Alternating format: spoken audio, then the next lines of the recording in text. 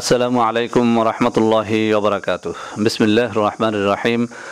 আলহামদুলিল্লাহ রব্বিল আলামিন ওয়াল আকিবাতু লিল মুত্তাকিন ওয়াসসালাতু ওয়াসসালামু আলা নাবিয়্যিহি মুহাম্মাদিন ওয়া আলিহি ওয়া আসহাবিহি আজমাইন। আম্মা বাদ।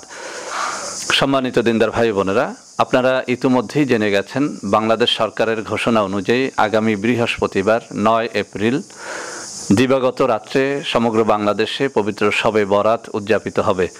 তো বন্ধুরা আমার, আজকে আমি এই শবে বরাতের রজনীটি সহিহ হাদিসের ভিত্তিতে কিভাবে সুন্দরভাবে উদযাপন করা যায় সেই বিষয়ে 12টি হাদিসের আলোকে 12টি আমল নিয়ে আপনাদের সামনে কথা বলবো। বন্ধুরা আমার, আমি প্রত্যেকটা আমল আপনাদের সামনে আলোচনা করে যাব। ফজিলতের হাদিসটি আপনাদের সামনে এখানে স্ক্রিনে দিয়ে দিব। ফজিলতগুলো নিয়ে আমি দীর্ঘ আলোচনা করতে চাই না, যেহেতু সময় কম, 12টি আলোচনা করতে অনেক সময় লেগে যাবে। তাই আপনাদেরকে আমি অনুরোধ করব আমার আলোচনাটি আজকে শুরু থেকে শেষ পর্যন্ত আপনারা দেখবেন, যারা অন্তত শবে বরাতের রাতটি সুন্দরভাবে ইবাদত বন্দেগীর মধ্যে কাটাতে চান। শুরুতেই একটি কনফিউশন দূর করে দিচ্ছি। অনেক ক্যালেন্ডারের মধ্যে এই শবে বরাতের তারিখটি 8ই এপ্রিল বুধবার দিবাগত রাত্রে বলা হয়েছে, কিন্তু বন্ধুরা আমার, আপনারা সবাই জানেন আরবি দিবসসমূহ মূলত চাঁদ দেখার উপরে নির্ভর করে। যেহেতু বাংলাদেশ সরকারের চাঁদ দেখা কমিটি যে তারিখে চাঁদ দেখেছে সেই হিসাবে 14 শাবান দিবাগত রাত্রটি পড়ে 9 এপ্রিল বৃহস্পতিবার দিবাগত রাতে। অতএব কোনো কনফিউশন ছাড়াই একথা আমরা বলতে পারি যে সহিভাবে পবিত্র শবে বরাত বা লাইলাতুল বরাত হচ্ছে এবছর 2020 সনের 9 এপ্রিল বৃহস্পতিবার দিনগত রাতে। তো বন্ধুরা আমার, আমাদের অনেক মা বোন বিশেষ করে আমাকে ফোন করেছেন যে হুজুর, সহিহ হাদিসের আমলগুলো আমাদের জানিয়ে দেন, যাতে করে আমরা পবিত্র লাইলাতুল বরাত সহিহ হাদিসের ভিত্তিতে পালন করতে পারি। সারা রাত্রের ইবাদতগুলো যেন আমাদের সহিহ হাদিসের মধ্যেই থাকে, সেজন্য একদম সহিহ হাদিসের ভিত্তিতে আমাদের কিছু আমল দিন, যাতে করে আমরা রাত্রি উদযাপন করতে পারি। তো বন্ধুরা আমার, আপনারা জানেন আরবি মাস বা আরবি তারিখ গণনা শুরু হয় সন্ধ্যা থেকে, অর্থাৎ সূর্যাস্ত থেকে আরবি তারিখ গণনা শুরু হয়। সে হিসাবে 14 শাবান দিবাগত রাত শুরু হয়ে যাবে 14 শাবান বৃহস্পতিবার মাগরিবের আজানের সাথে সাথে। তাই আমি আজকের আলোচনার শুরুর বিষয়বস্তুটি আমি নির্ধারণ করেছি মাগরিবের আজান হওয়ার সাথে সাথে দোয়া করা। বন্ধুরা আমার, পবিত্র বিভিন্ন হাদিস শরীফের মধ্যে রয়েছে আজানের সময় দোয়া কবুল হয়। সেটি জোহর, মাগরিব, আসর যে আজান হোক না কেন, আজানের সময় দোয়া কবুল হয়, এটি পবিত্র হাদিস শরীফের মধ্যে রয়েছে। শবে বরাতের রাতে সূর্যাস্তের সাথে সাথে আল্লাহ রাব্বুল আলামিন নিকটতম আসমানে চলে আসেন এবং বান্দাদেরকে ডেকে ডেকে বলতে থাকেন, তোমাদের কার কি সমস্যা আছে আমার কাছে বলো, কে ক্ষমা প্রার্থনা করবে আমার কাছে ক্ষমা চাও, আমি তোমাকে ক্ষমা করে দেব, কে রিজিক তালাশ করতেছো আমার কাছে রিজিক চাও, আমি তোমাকে রিজিক দিয়ে দেবো, কে বিপদগ্রস্ত আছো তোমার বিপদের কথা আমার কাছে বলো, আমি তোমার বিপদ দূর করে দেব। এভাবে আল্লাহ রাব্বুল আলামিন যেহেতু সূর্যাস্তের সাথে সাথেই ডাকাডাকি শুরু করেন বান্দাদেরকে, অতএব আমি বলবো যেসব মা বোন এবং যে সমস্ত ভাই বোনের কোনো আল্লাহ রাব্বুল আলামিনের কাছে বিশেষ কোনো আরজি রয়েছে, বিশেষ কোনো দোয়া রয়েছে, যে দোয়াটি কবুল হওয়া একান্তই প্রয়োজন, এরকম কোনো দোয়া থাকলে আপনারা আসরের নামাজের পর থেকেই একটু প্রস্তুতি নেবেন, ওযু করে পাক পবিত্র হয়ে মাগরিবের আজানের অপেক্ষায় থাকবেন। মাগরিবের আজান শুরু হয়ে গেলে আপনার দোয়া আপনি এই আজান চলাকালীন সময়ে শুরু করে দেবেন। আল্লাহর কাছে এভাবে বলবেন যে আল্লাহ, আজকে এই পবিত্র লাইলাতুল বরাতের রজনী শুরু হয়ে গেছে, তুমি তো নিকট আসমানে চলে এসেছো, তুমি আমার এই দোয়াটি কবুল করো। আপনার দোয়া আপনি বাংলা, ইংরেজি, আরবি, হিন্দি যা জানেন সেভাবে আপনি আপনার দোয়া করে ফেলবেন আজান চলাকালীন সময়ের মধ্যেই। তাহলে আমরা পেলাম সহিহ হাদিসের ভিত্তিতে যে 12টি আমল, তার মধ্যে প্রথম আমলটি হচ্ছে আজান শুরু হওয়ার সাথে সাথে দোয়া করা। বন্ধুরা আমার, দ্বিতীয় যে আমলটি সেটি হচ্ছে মাগরিবের নামাজ তো আমরা পড়বই, জামাতের সাথে পুরুষেরা পড়ব, মা বোনেরা আপনারা ঘরে বসে নামাজ পড়বেন। এই মাগরিবের নামাজ আদায়ের সাথে সাথে সালাম ফিরিয়ে বা 2 রাকাত সুন্নাত নামাজ মাগরিবের পড়ে আপনারা 6 রাকাত আওয়াবিনের নামাজ পড়বেন। বন্ধুরা আমার, আউলিয়া কিরামের যতগুলো ভালো অভ্যাস আমরা দেখি, তার মধ্যে একটি অভ্যাস হচ্ছে সব আউলিয়া কিরাম বুজুর্গানের দিন মাগরিবের নামাজের পরে 6 রাকাত বা কোনো আউলিয়া কিরাম 12 রাকাত আওয়াবিনের নামাজ পড়েন। তো বন্ধুরা আমার, তিরমিজি শরীফের সহিহ হাদিসের মধ্যে রয়েছে মাগরিবের নামাজ আদায়ের পরে যে ব্যক্তি 6 রাকাত আওয়াবিনের নামাজ আদায় করে তার নামা আমলে 12 বছরের নফল বন্দেগীর সওয়াব লেখা হয়। সুবহানাল্লাহি ওয়া বিহামদিহি সুবহানাল্লাহিল আযীম। তো বন্ধুরা আমার, আমি একটু দেখিয়ে দিচ্ছি কিভাবে আওয়াবিনের নামাজ আদায় করবেন। মাগরিবের নামাজ ফরজ নামাজ 3 রাকাত শেষ করার পরে 2 রাকাত সুন্নাত নামাজ পড়বেন। এরপরে এভাবে নিয়াত করবেন, হে আল্লাহ আমি তোমার সন্তুষ্টির জন্য 2 রাকাত আওয়াবিনের নামাজ আদায় করতেছি, আল্লাহু আকবার। এভাবে বলে হাত বাঁধবেন। এরপরে যথারীতি অন্যান্য নামাজের মতো সানা পড়বেন, সুবহানাকা আল্লাহুম্মা ওয়া বিহামদিকা ওয়া তাবারাকা ইসমুকা ওয়া তাআলা জাদ্দুকা ওয়া লা ইলাহা গায়রুক, এই দোয়াটি পড়বেন। এরপরে সূরা ফাতিহা পড়বেন। সূরা ফাতিহার সাথে আপনি যে কোনো সূরা পড়তে পারেন। সবথেকে ভালো হয় আপনি সূরাতুল ইখলাস 3 বার পাঠ করবেন, কেননা সহিহ হাদিসের মধ্যে রয়েছে 3 বার সূরা ইখলাস পাঠ করলে 1 খতম কোরআন শরীফের সওয়াব হয়। যেহেতু আপনি 6 রাকাত নামাজে আপনি সূরা ইখলাস যদি 3 বার করে পাঠ করেন তাহলে আপনার 6 খতম কোরআন তেলাওয়াতের সওয়াব আপনি পেয়ে গেলেন। সেজন্য প্রথম রাকাতে এভাবে সূরা ফাতিহার পরে 3 বার সূরা ইখলাস বা কুল হুয়াল্লাহ সূরা পাঠ করবেন। এরপরে যথারীতি রুকু সিজদা করে দাঁড়িয়ে যাবেন। দ্বিতীয় রাকাতেও আপনি সূরা ফাতিহার পরে আবার সূরা ইখলাস 3 বার পাঠ করবেন। এভাবে 2 রাকাত করে সালাম ফিরিয়ে আবার দাঁড়িয়ে যাবেন। এভাবে 2 রাকাত করে 6 রাকাত। আর যদি কেউ ভালো মনে করেন 12 রাকাতও আপনারা পড়তে পারেন। তাহলে 6 রাকাত আওয়াবিনের নামাজ আমাদের দ্বিতীয় আমল হবে শবে বরাতের রাত্রিতে মাগরিবের নামাজের পরে। বন্ধুরা আমার, এই মাগরিবের নামাজ আদায় করে 6 রাকাত আওয়াবিনের নামাজ পড়ে এরপরে যে আমলটি আমরা করব সেটি হচ্ছে কিছু সময় জিকির আজকার করা। যদি আপনারা পুরুষ হন তাহলে মসজিদে জিকির আজকার করবেন। যদি আপনারা মা বোন হন তো ঘরের মধ্যেই জায়নামাজ থেকে উঠে না গিয়ে বাজে গালগপ্পে সময় নষ্ট না করে কিছু সময় জিকির আজকার করা। এখন কি জিকির আপনি করবেন? আফজালুজ যিকরি লা ইলাহা ইল্লাল্লাহ, সহিহ হাদিস। আপনার আল্লাহ রাব্বুল আলামিনের রাসূল বলেছেন সবথেকে উত্তম জিকির হচ্ছে লা ইলাহা ইল্লাল্লাহ পাঠ করা। আপনি 500 বার 1000 বার বা 2000 বার তাসবিহ নিয়ে হাতে গুনে গুনে মেয়েরা চুপে চুপে এভাবে বলতে পারবেন লা ইলাহা ইল্লাল্লাহ, লা ইলাহা ইল্লাল্লাহ।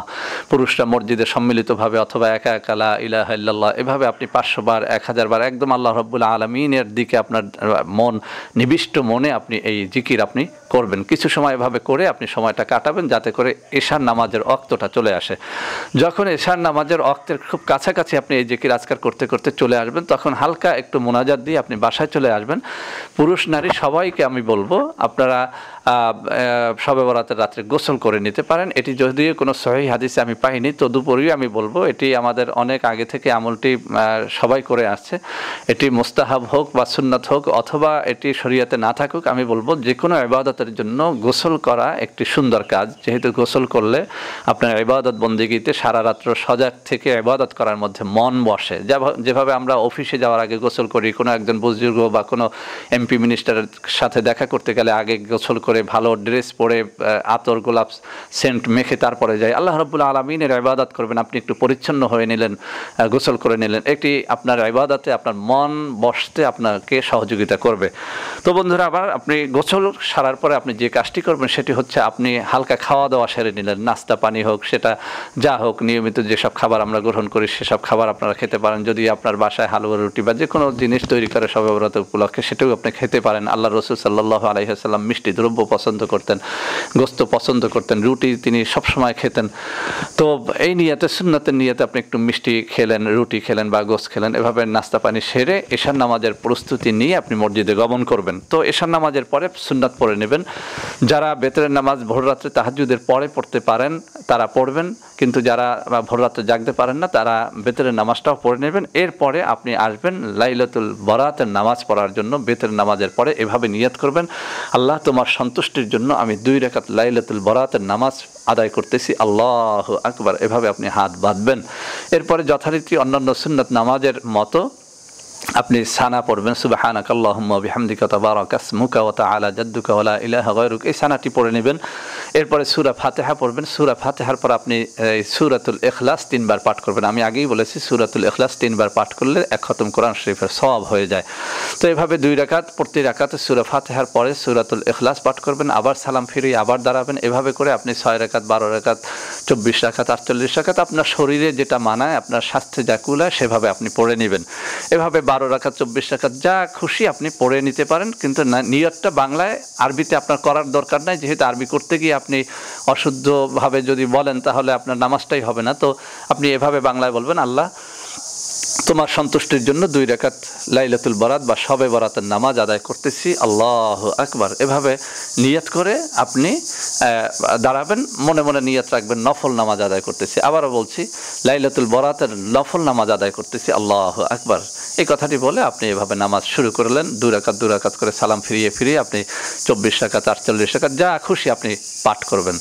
এরপরে গেল আমাদের 4 নম্বর আমলটি আমরা পেয়ে গেলাম যে আমরা শবে বরাতের নামাজ পড়বো। এশার নামাজের পরে, সুন্নাত নামাজের পরে, বেতের নামাজের পরে আমরা লাইলাতুল বরাতের নামাজ পড়বো। নামাজ পড়ার পরে যে কাজটি করব সেটি হচ্ছে তাসবিহ পড়বো, বিভিন্ন তাসবিহ তাহলিল পড়বো, সুবহানাল্লাহ, আলহামদুলিল্লাহ, আল্লাহু আকবার ইত্যাদি তাসবিহগুলো পড়বো। বন্ধুরা আমার হাদিস শরীফের মধ্যে রয়েছে যে ব্যক্তি 100 বার পরে সুবহানাল্লাহ সুবহানাল্লাহ, এই তাসবিহটি 100 বার পরে, আল্লাহ রাব্বুল আলামিনের রাসূল বলেছেন যে তার গুনাহ যদি সাগরের ফেনা বরাবর হয় তাও আল্লাহ রাব্বুল আলামিন তাকে মাফ করে দেবেন। সুবহানাল্লাহি বিহামদিহি সুবহানাল্লাহিল আযীম। এভাবে করে সুবহানাল্লাহ, আলহামদুলিল্লাহ, আল্লাহু আকবার এই কালিমাগুলো আমরা বেশি করে পাঠ করব। এছাড়া হাদিস শরীফের মধ্যে রয়েছে যে আল্লাহর কাছে সবথেকে প্রিয় কালিমা হচ্ছে সুবহানাল্লাহি ওয়া বিহামদিহি সুবহানাল্লাহিল আযীম। এটি মিজানের পাল্লার সবথেকে ভারী এবং মুখে উচ্চারণে সহজ এবং আল্লাহর কাছে সবথেকে বেশি প্রিয় কালিমা।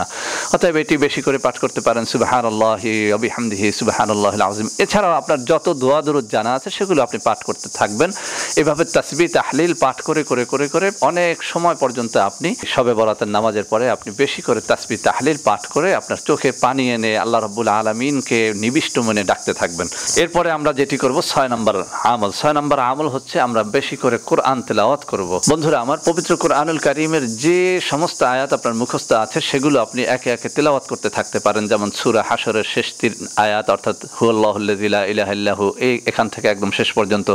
এরপরে আয়াতুল কুরসি যেমন আল্লাহু লা ইলাহা ইল্লা হুয়াল হাইয়ুল কাইয়্যুম, এখান থেকে শেষ পর্যন্ত।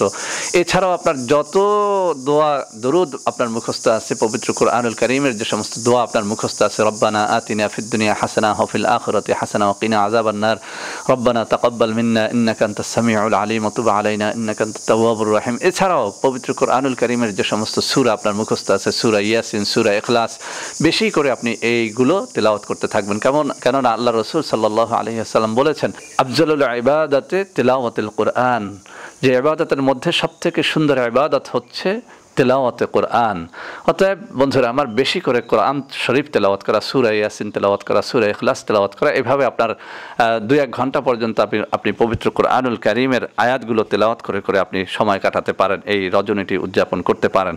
তাহলে আমরা পেলাম 6 নম্বর আমল হচ্ছে আমাদের পবিত্র কোরআনুল কারীম তেলাওয়াত করা।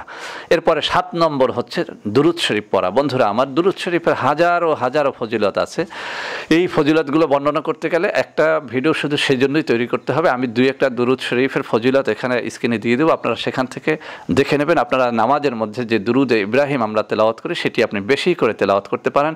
এছাড়াও এই দুরূদ শরীফ বেশি করে পড়তে পারেন, আল্লাহুম্মা সাল্লি আলা সাইয়্যিদিনা মুহাম্মাদিন নাবিয়্যিল উম্মিয়্যি ওয়া আলিহি ওয়া সাল্লাম।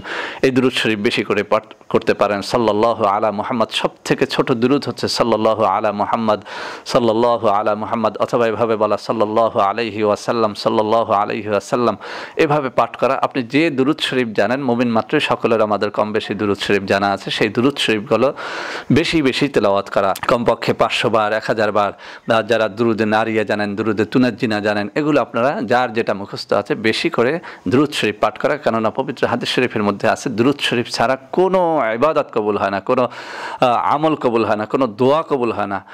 সেজন্য যে কোনো দোয়া দুরূদের জন্য, যে কোনো মুনাজাতের জন্য প্রচুর পরিমাণে দুরূদ শরীফ পাঠ করা।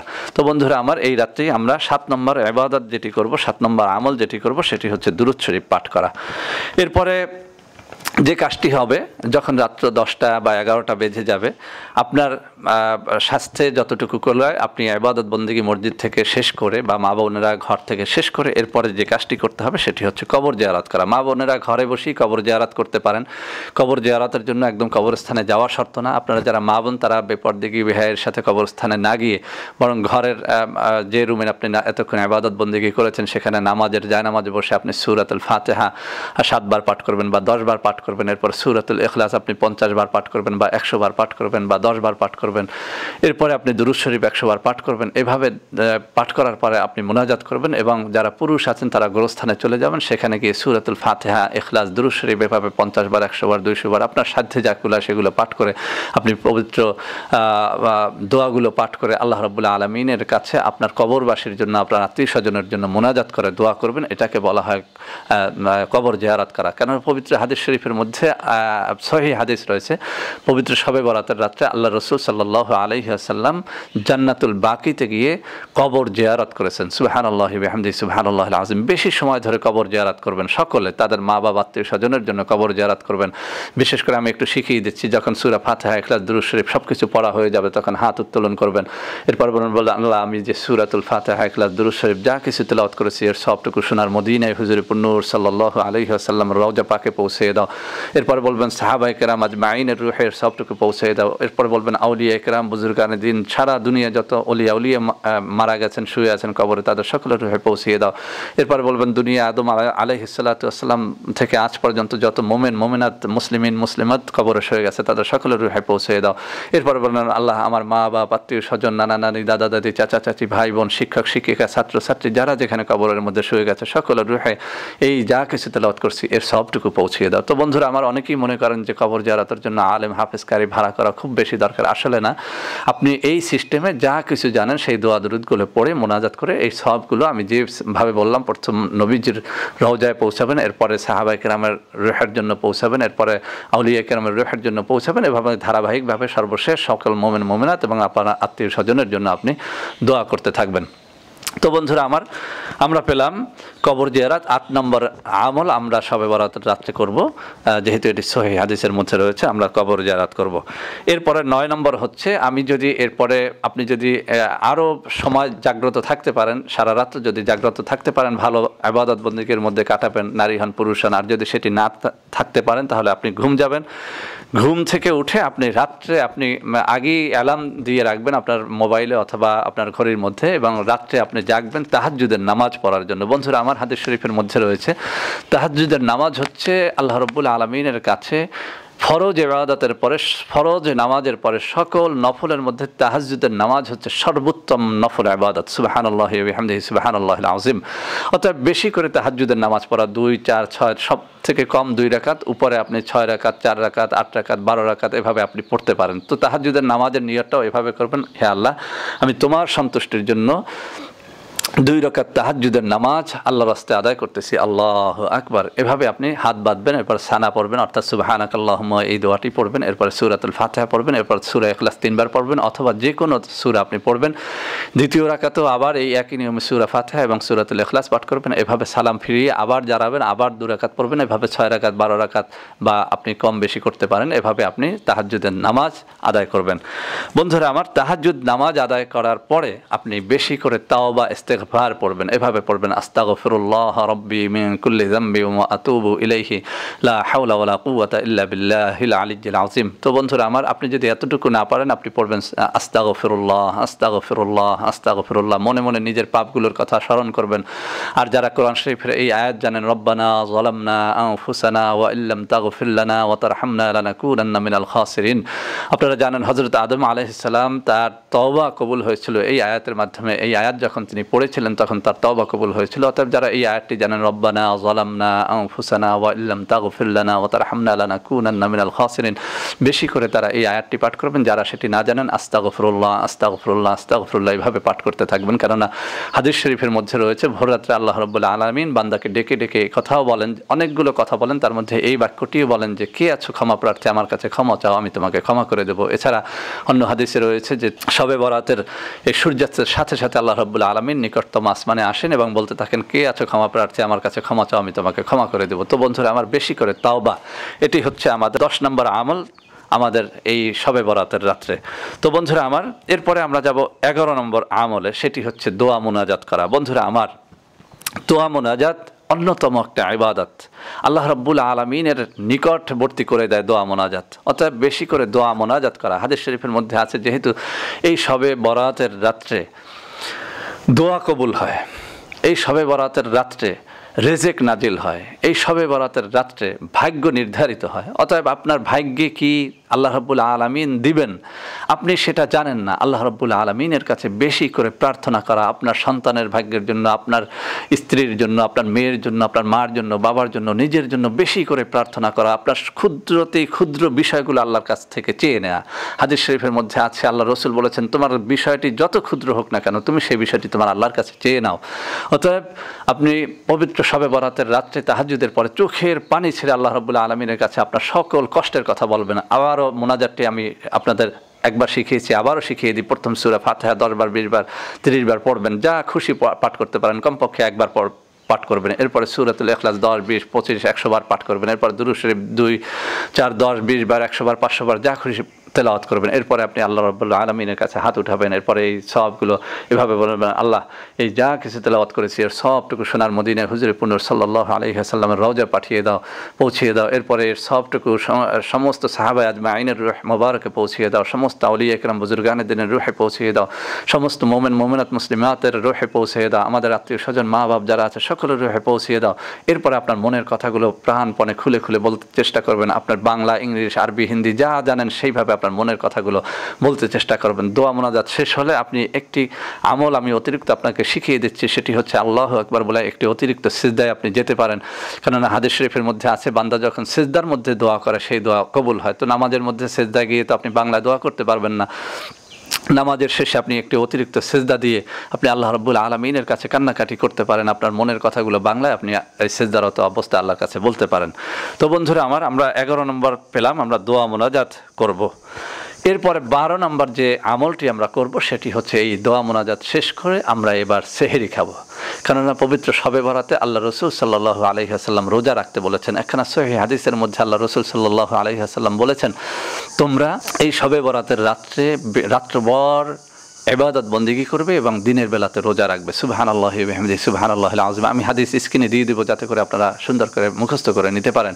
তো নফল রোজার নিয়তে আপনি সেহরি খাবেন। সেহরি খাওয়াও একটি ইবাদত। এই সেহরি খাবেন, সেহরি খেয়ে আবার কিছু সময় দোয়া মোনাজাত করবেন, কান্নাকাটি করবেন। ফজরের আজান যখন হয়ে যাবে আপনি মসজিদে যাবেন এবং পবিত্র ফজরের নামাজ আদায় করবেন জামাতের সাথে। মহিলারা ঘরে বসে নামাজ আদায় করে আরও কিছু সময় মোনাজাত করে, দোয়া মোনাজাত করে, তসবিহ তাহলিল পাঠ করে, মোনাজাত করে সেই সবটুকু সোনার মদিনায় পৌঁছিয়ে সমস্ত আত্মীয় স্বজনের রুহে পৌঁছিয়ে এরপর আপনি বাসায় ফিরবেন।